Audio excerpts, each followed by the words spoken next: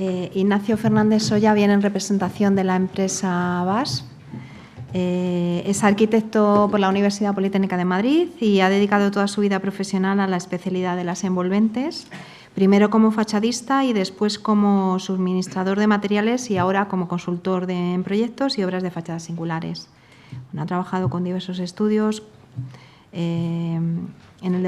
Actualmente dirige el Departamento de Ingeniería de Fachadas en Arup y ha colaborado, me he equivocado, no viene de BASF, viene de Arup. Siento. Y ha colaborado, por ejemplo, pues realizando proyectos de consultoría de fachadas con arquitectos como Rogers, Zaha Hadid, Foster, etcétera. Y además es profesor de envolventes en la Escuela de Arquitectura de la UEM, la Europea de Madrid. Inés, muchas gracias. Efectivamente, conozco muy bien y aprecio a BASF, pero no tengo ninguna relación con ellos. Y como bien has indicado, pues he desarrollado durante 20 años mi actividad profesional en el mundo de las fachadas, a los dos lados de la mesa. Por tanto, primero fui cocinero y ahora soy fraile, de manera que creo que puedo tener una cierta experiencia sobre esto. La presentación que vamos a ver ahora, si consigo sacar de aquí, estupendo. Tiene que ver con una visión un poquito más general del problema que nos ocupa hoy, que son las fachadas y su rehabilitación energética. Empezamos quizás por lo básico.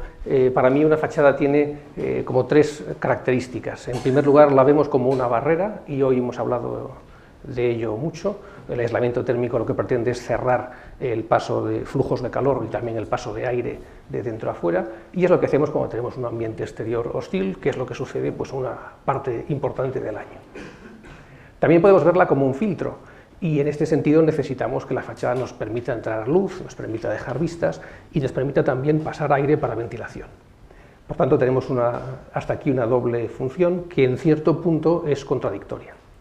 Y por último, en tercer lugar, también podemos pensar que una fachada es un mensaje. No podemos olvidarnos que la función de la fachada como elemento de representación del edificio pues está ahí, tenemos que darle el valor que tiene, y no deberíamos, por actuaciones únicamente de tipo energético, de tipo rehabilitador, reducir o eliminar su función, digamos, como parte de la ciudad, como parte del entorno construido.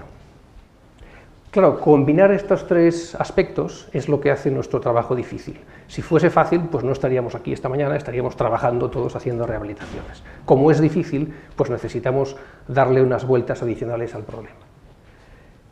Y para terminar esta presentación inicial, podemos también clasificar las fachadas por tipos, y he marcado en negro las tradicionales y en rojo la tendencia actual. Hablo de obra nueva en este caso. Está claro que hoy en día todos nuestros cerramientos son no portantes, en su inmensa mayoría, por lo menos. Está claro también que hay una tendencia, o por lo menos la ha habido hasta ahora, a aumentar los huecos acristalados en porcentaje respecto a las zonas ciegas, porque predominaba el interés por conseguir iluminación natural y vistas. También está más o menos claro que el peso por metro cuadrado de las fachadas va disminuyendo, y que las fachadas prefabricadas, por elementos, por componentes prefabricados, van tomando predominancia respecto a las fachadas construidas in situ.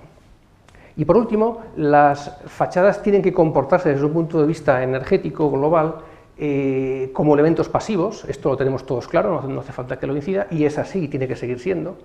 Pero también les pedimos cada vez más, y hablaremos de ello creo que en la cuarta jornada de este Congreso, sobre su papel como elemento soporte de sistemas activos, fotovoltaicos, térmicos, etc.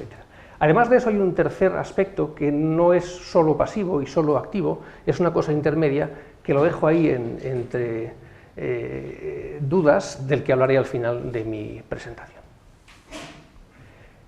Muy rápidamente, ¿cuáles son, si tenemos que atacar tantos frentes, cuáles son las pocas cosas que realmente importan? Porque ya que hay muchos parámetros, creo que deberíamos centrarnos en los importantes. En esta presentación he seleccionado nada más que 3 parámetros. El aislamiento térmico, del cual acaba de hablarnos Álvaro Pimentel, es evidente que es fundamental. No podemos hacer una rehabilitación de un edificio sin cuidar la mejora, la reducción de su flujo térmico a través de las envolventes. tanto ciegas como acristaladas. La protección solar, de la cual no hemos hablado mucho hasta ahora y es fundamental, sobre todo en nuestro clima, tenemos una ganancia excesiva de calor por radiación. Y por último, el más complejo de los tres, yo creo, la mezcla de la ventilación natural, que es imprescindible, necesaria y además nos la exige el código técnico, con la reducción de la permeabilidad al aire, que también es imprescindible y fundamental porque si no lo que tenemos es menos aislamiento térmico. Por tanto, ahí nos encontramos con una situación en el tercer apartado un poco contradictoria. ¿Qué es lo básico en cuanto a números gordos que tenemos que tener presente y no olvidar del aislamiento térmico? Bueno, para empezar, esto creo que lo sabemos todos, el coeficiente, el valor que determina el aislamiento de un encerramiento es el coeficiente U, que no es más que una medida de flujo de calor a través de un encerramiento. Flujo de calor, flujo térmico, no estamos hablando de aire, sino de energía que pasa de un sitio al otro por convección, radiación y conducción. Bueno, pues los números gordos son estos. Una fachada opaca puede tener un coeficiente U en torno a 0,8, 1, muy mala, o 0,7, 0,6, 0,5, 0,4, valores razonables, y puede llegar a ser hasta de 0,1 en países muy fríos, como es el caso de Escandinavia, por ejemplo. Si la fachada es acristalada, si hablamos de la parte acristalada, nos encontramos con valores evidentemente más altos, es decir, peores. ¿Y en qué rango? Pues como veis ahí, en un rango, hablo del conjunto vidrio-carpintería, de en torno a 1,5 hasta 7 vatios metro cuadrado. Es decir, hablando en términos muy generales, podríamos decir que la parte acristalada es 10 veces peor, desde el punto de vista de aislamiento térmico, que la parte ciega. Y en general este valor es interesante mantenerlo en la cabeza, porque si rehabilitamos la parte ciega y mejoramos muchísimo sus prestaciones, deberíamos hacer lo mismo con la parte acristalada. Deberíamos intentar mantener como mínimo este 10,1 como relación entre la mejora de lo ciego y la mejora de lo acristalado. Los valores de la parte acristalada varían mucho en función de las capas y de las cámaras. Aquí hay un valor muy sencillo, simple, doble o triple, pero lógicamente depende también de las capas y de lo que metamos dentro de la cámara de aire. Para encontrar los extremos, vemos que un vidrio sencillo es un desastre, tiene una conductividad térmica altísima, transmisibilidad térmica altísima, y en cambio un vidrio triple con capas y con argón en las cámaras u otro tipo de gas puede darnos un coeficiente U por debajo de 1 en el centro del vidrio. Claro, el valor de abajo es un valor equivalente a un aislamiento térmico fino, por lo tanto estamos hablando de algo extraordinario. Podemos hacer con la tecnología de hoy elementos acristalados cuyo coeficiente U es tan bueno como el de una fachada opaca convencional pobremente aislada. Nada más que eso, pero eso se puede hacer, cosa que hasta ahora era prácticamente impensable. ¿Qué pasa cuando incorporamos no solamente el vidrio o el panel aislante, sino que incorporamos también los elementos de borde que envuelven a ese vidrio o ese panel aislante? Lo que sucede es que se produce un fenómeno de intersección entre elementos de distinta conductividad que hace que la conductividad global suba, es decir, que empeore el resultado. Por tanto, no deberíamos nunca dejarnos influir por los valores del centro del paño, sea de un elemento de aislamiento o sea de un vidrio, porque lo que nos importa es el comportamiento global del conjunto, y este será siempre peor. Por ejemplo, esto creo que es una demostración muy ilustrativa. Si tenemos una carpintería convencional con rotura de puente térmico e instalamos en el hueco de la carpintería un panel aislante continuo, sin ningún tipo de puentes térmicos, el coeficiente U de la carpintería, que en principio no depende del panel, tiene un valor, en este ejemplo, de 4,7 vatios metro cuadrado grado Kelvin. Pues bien, el mismo elemento de carpintería idéntico. Cuando le colocamos no un panel continuo y aislado sin puentes térmicos, sino un vidrio doble, que tiene en su borde un intercalario convencional, es decir, no aislado, resulta que el efecto del puente térmico en el encuentro entre el vidrio y la carpintería hace que el cálculo de la carpintería en sí misma, de este elemento, aumente la transmisibilidad térmica del perfil. Y por tanto, el perfil, que no ha cambiado en nada, resulta que tiene un coeficiente U ahora de 6 vatios, es decir, un 30% más que antes. Como veis, la importancia de considerar el conjunto es fundamental porque elemento a elemento podemos tener una visión muy incompleta de lo que está pasando en nuestra fachada. Y ya para terminar con esta cosa de visión global, este me parece que es un cuadro interesantísimo, realizado por un fabricante de sistemas de carpintería de PVC, pero que está muy bien como concepto porque resume el conjunto de los factores que influyen en el valor U global de una ventana. Y aquí vemos, en primer lugar, tres comparaciones de tres huecos fijos, para que sean más sencillos, de distintos tamaños. Uno pequeñito, de 800 por 500 milímetros, uno intermedio y uno grande. Claro, el resultado es que cuanto más pequeño es el conjunto de la ventana, más influencia tiene el marco, que es la parte débil, sobre el coeficiente U del conjunto. Y aquí vemos cómo efectivamente esa influencia en valor total es mayor, el U de este cerramiento es 1,7, más o menos, de este 1,6, y sus componentes están aquí indicados. El marco se lleva la mayor parte, es 1 de 1,7, el vidrio se lleva una parte relativamente menor, y por último el intercalario, es decir, el elemento de borde del vidrio del que hablamos hace un momento, también tiene un papel muy importante cuando la ventana es pequeña, como vemos aquí en porcentaje, sería esta zona verde de arriba. Cuando la superficie aumenta, la relación entre componentes varía y entonces resulta que el marco influye menos y el vidrio influye más. Y a medida que aumentemos el tamaño del hueco, pues vamos hacia la parte buena, el total baja, no baja demasiado, pero baja, porque el componente de aluminio respecto al de vidrio está más, digamos, en posición correcta. ¿Vale? Todo esto, atención, cuando hablo de aluminio, estoy hablando del intercalario. Estas dos columnas, dentro de cada uno de estos tres casos, se refieren a intercalario de aluminio, sin aislar, e intercalario de acero inoxidable, con un aislamiento térmico mayor. ¿De acuerdo? La ventana, en los tres ejemplos, el perfil de marco, como he dicho antes, es un perfil de PVC. Por cierto, de un coeficiente U muy bajo, es decir, de los mejores que podemos encontrar. El vidrio también tiene un coeficiente U bajísimo, y por tanto estos resultados son los mejores posibles. Fijaos qué curioso, que parece un poco un contrasentido, que si tengo un marco de coeficiente U 1,1,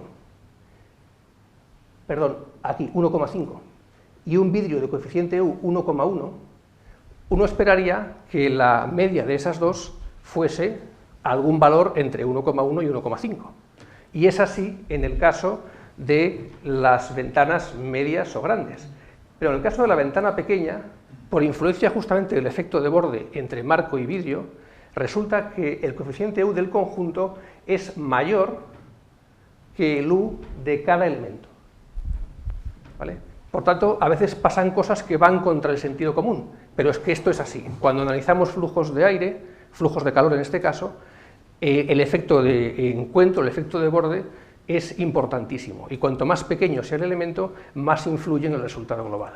Por tanto, resumen rápido, mucho mejor una gran ventana que 4 ventanas pequeñitas. Mucho no, muchísimo mejor.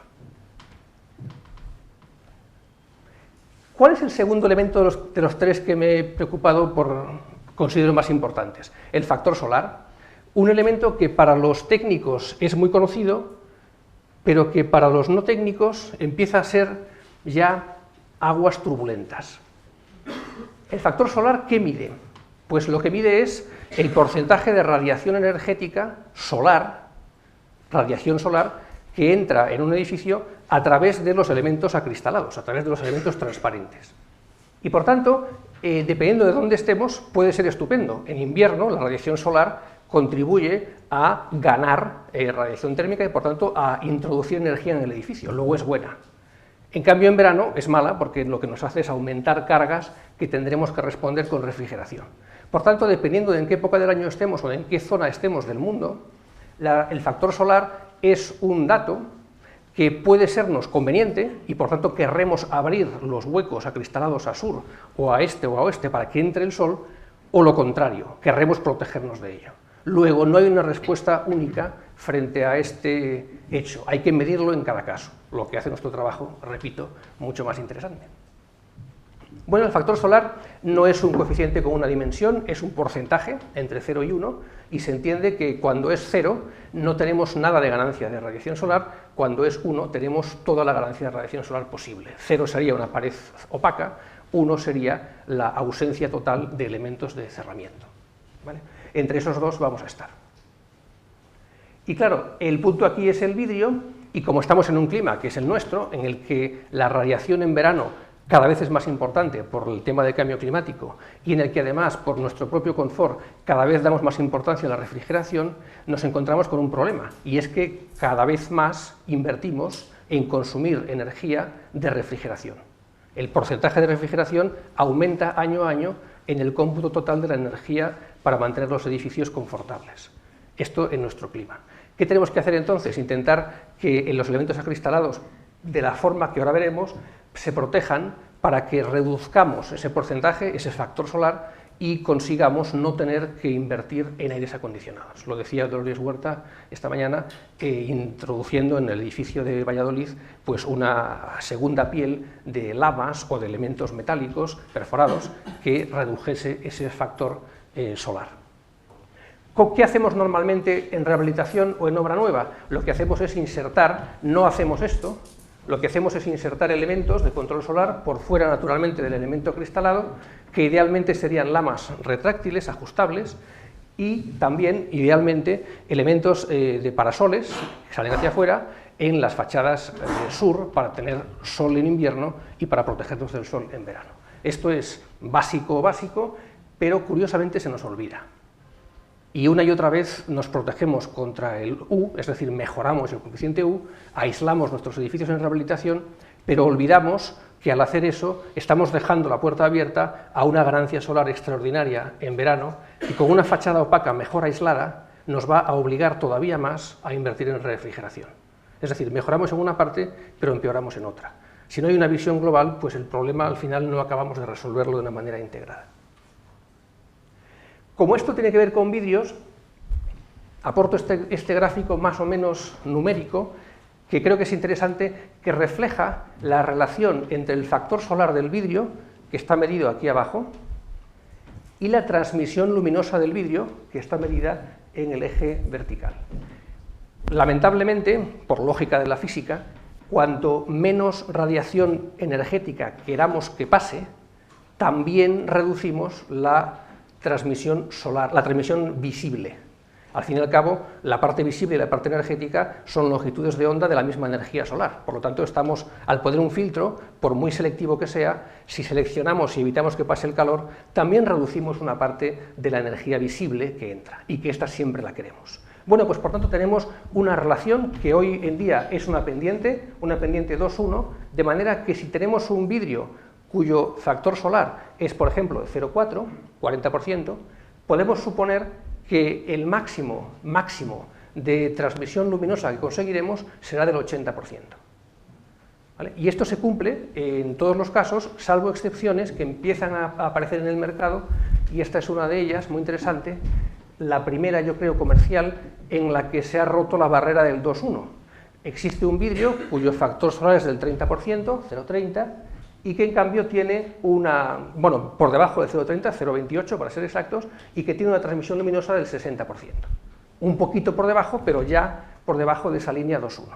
Claro, lo ideal sería tener un vidrio de transmisión luminosa 60 y factor solar 15. Eso todavía no lo tenemos, y dudo que lo tengamos. Por tanto, estamos acercándonos al límite de lo que podemos hacer con vidrio. Lo que tenemos que hacer no es gastarnos el dinero en capas, sino gastarnos el dinero en intercalar por fuera del cerramiento acristalado elementos de sombra. Solución barata, cómoda y muy efectiva. Y el tercer factor, de los tres que me interesa señalar, es la permeabilidad al aire, que tiene, como decía, dos caras, la buena y la mala.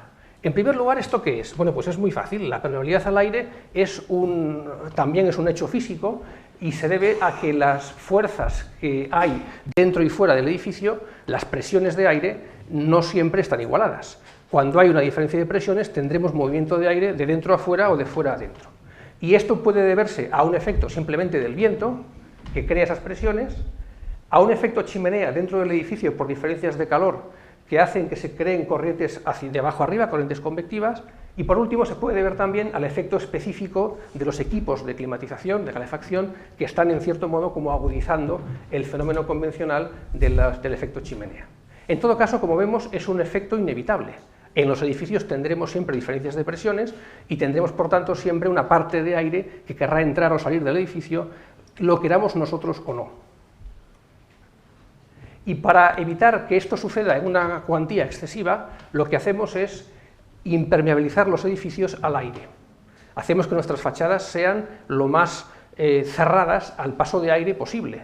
Y esto, en líneas generales, y como primerísima introducción, es adecuado. Sería un desastre lo contrario. Por ejemplo, sería un desastre tener un aislamiento térmico en una cámara, pero permitir que en esa cámara haya corrientes convectivas por delante y por detrás del aislamiento térmico.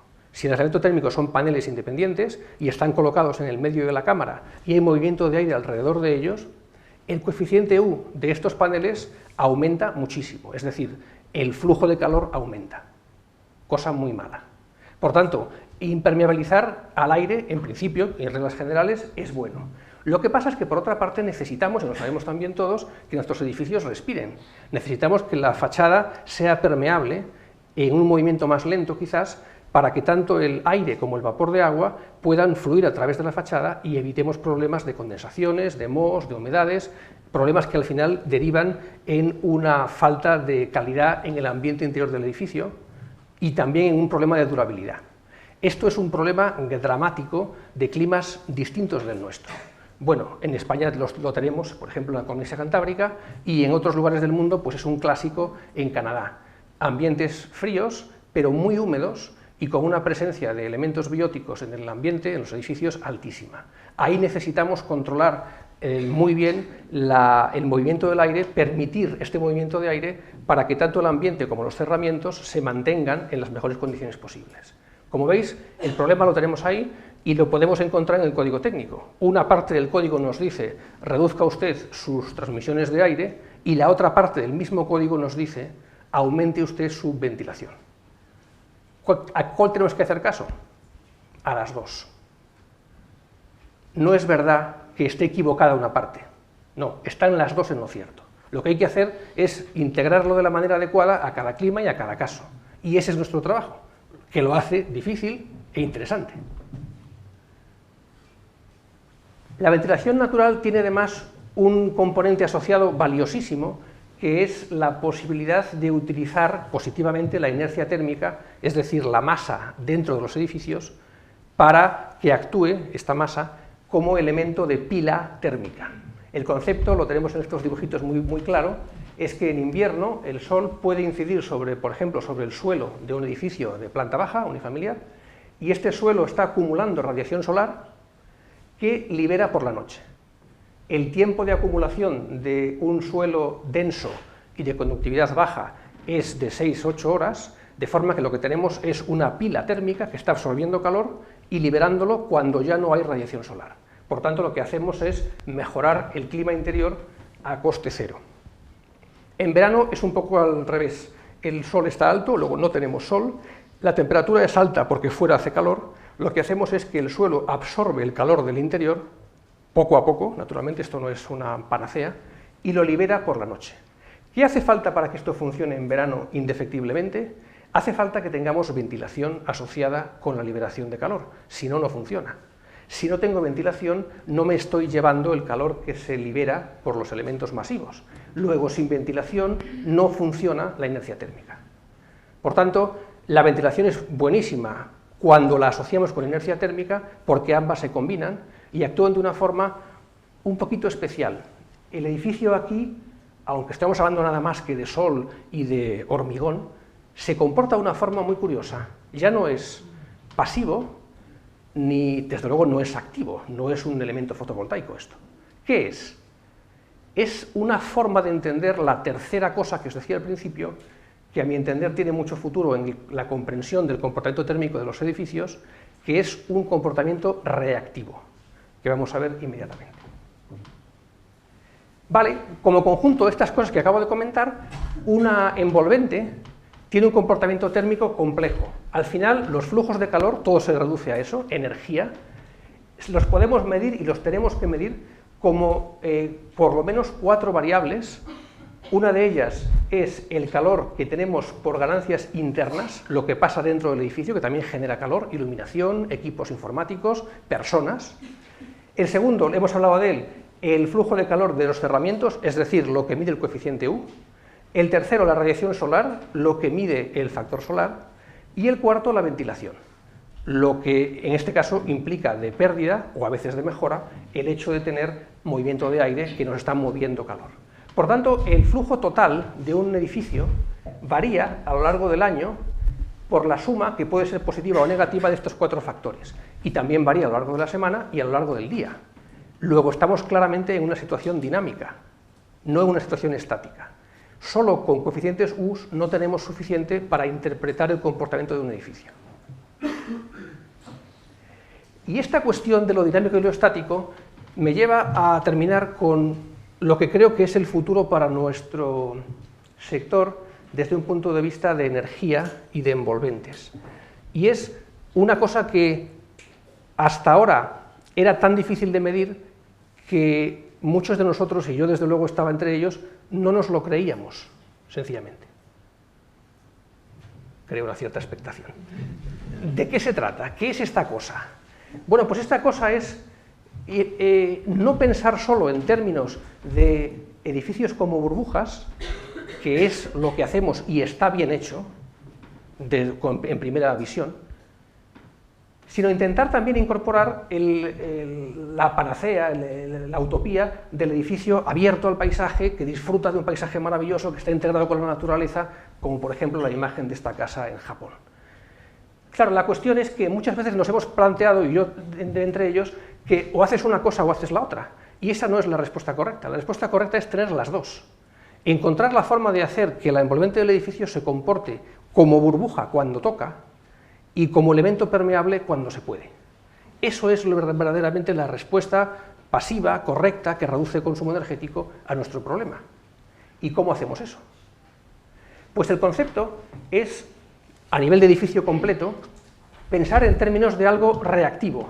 Y reactivo significa que responde a condicionantes externos al cerramiento en sí, o al edificio en sí, que pueden ser condicionantes de tipo arquitectónico, de clima interior, y de lo que hacen los ocupantes. ¿Y cómo responde? Pues responde a través de elementos de la envolvente, a través de las instalaciones, naturalmente, y a través de los sistemas de energía, lo que genera energía. Responde de una manera reactiva, es decir, en función de lo que pasa fuera o dentro, las respuestas varían, lo que no significa que sean, repito, elementos fotovoltaicos o elementos de captadores solares, no, son cosas que responden de manera distinta a condiciones externas e internas diferentes. Esto está muy bien, pero claro, estaréis como yo hace una temporada, no nos lo creemos, ¿verdad? Vamos a ver si es posible empezar a creerse algo de esto. Si hablamos de envolvente, lo que esto significa como nuevo concepto es que el flujo de energía del que hablábamos antes, no solo tenemos que rechazarlo es una de las opciones. Cuando fuera hace menos 20 grados, por supuesto que el objetivo es rechazar, en este caso, la pérdida de calor de dentro a fuera. Es evidente que ese es nuestro único esfuerzo en ese momento. Pero a lo largo del año de un edificio puede ser que la función que tengamos que hacer sea rechazar, almacenar, permitir el paso, pero relativamente, o admitir el paso con puertas abiertas.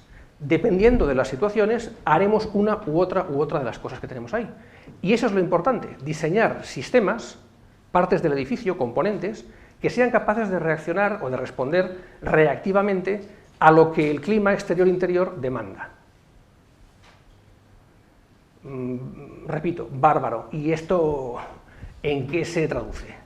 En términos prácticos. Bueno, aquí hay una tabla que he sacado de un sitio que recomiendo encarecidamente para el que le interese este tema, que es un estudio encargado por la Agencia Internacional de la Energía sobre muchos temas energéticos en edificios, interesantísimos.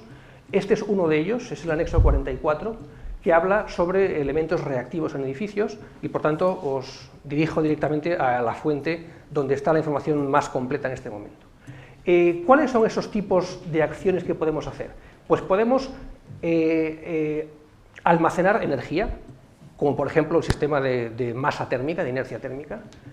Podemos aumentar o disminuir el flujo de calor, es decir, podemos pensar en coeficientes U variables. Podemos jugar con la transparencia para mejorar el factor solar o incluso el coeficiente U en función del clima exterior. Y también podemos variar la permeabilidad al aire de las envolventes para que pase más o menos aire. Esto, en el plano de la teoría, es lo que podemos hacer. Y estas siglas de aquí son tipos concretos de soluciones que van en esta línea y que ya existen en un grado mayor o menor en el mercado. Y he seleccionado uno de ellos que me parece muy claro por su contundencia, que es nada menos que un aislamiento térmico dinámico. En inglés, Dynamic Insulation, DI como siglas, o también llamado pues, muro respirante, pero no un muro acristalado, un muro ciego. ¿Y esto qué es? Pues es una combinación de un panel con esta pinta, un panel en definitiva aislante térmico, es decir, tiene su coeficiente U, el que sea, X, que no es muy alto, es decir, no es muy bajo, no es el mejor aislante que podemos encontrar. El U estático de este panel en concreto, que es un producto del mercado, es de 0,45 vatios. Está en un aislamiento térmico convencional, ni muy alto ni muy bajo. Y sin embargo, cuando lo integramos con un sistema de fachada que tiene unas cámaras, funciona con una especie de doble piel o de cavity wall a la inglesa, en la cual, según que sea invierno o verano, jugamos con movimientos de aire de cierta manera y con recirculación de aires interiores, lo que conseguimos es que el U global de la fachada en la que se instala este panel, junto con otros elementos, varíe en función del año. Y, por ejemplo, tengamos mínimos U de 0,30 o incluso de 0,23. Estamos, por tanto, obteniendo un U del orden de 2 veces más bajo que el U del panel, que es el elemento que aísla en este muro.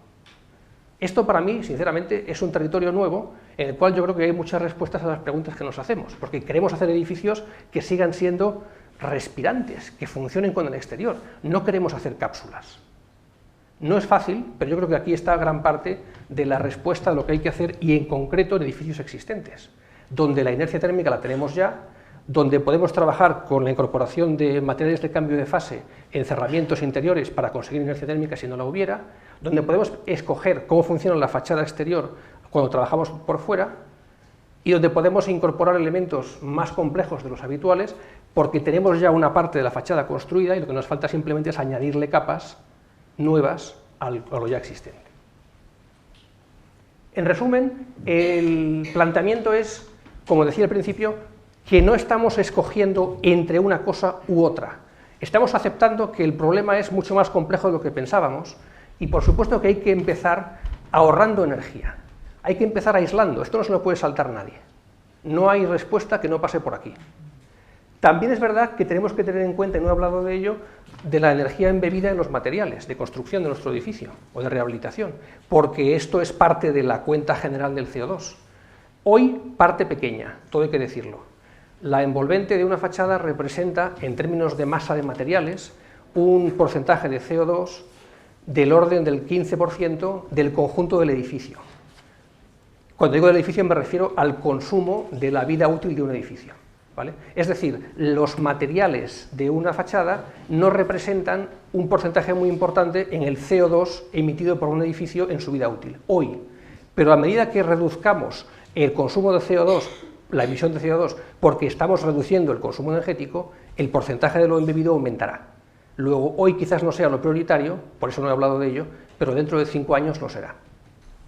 Tercera cosa, generación energética en las envolventes. Por supuesto que sí, nadie lo niega, pero yo diría sí, pero escojamos bien, porque aquí hay mucho humo de paja y cuestan muy caras. Entonces hay que ver en qué gastamos nuestro poco dinero que tenemos para colocar estrategias, elementos activos, los adecuados y no todos los posibles en el mercado.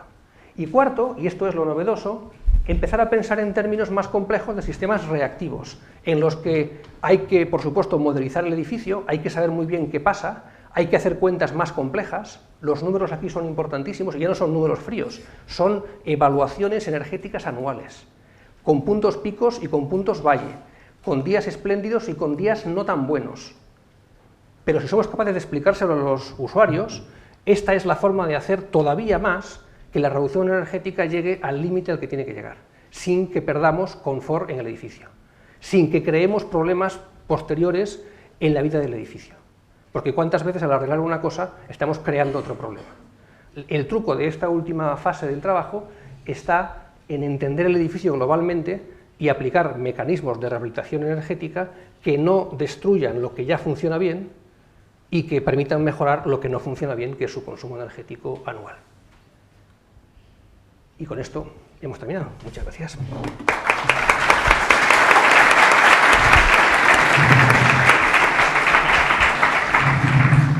Muchas gracias, Ignacio.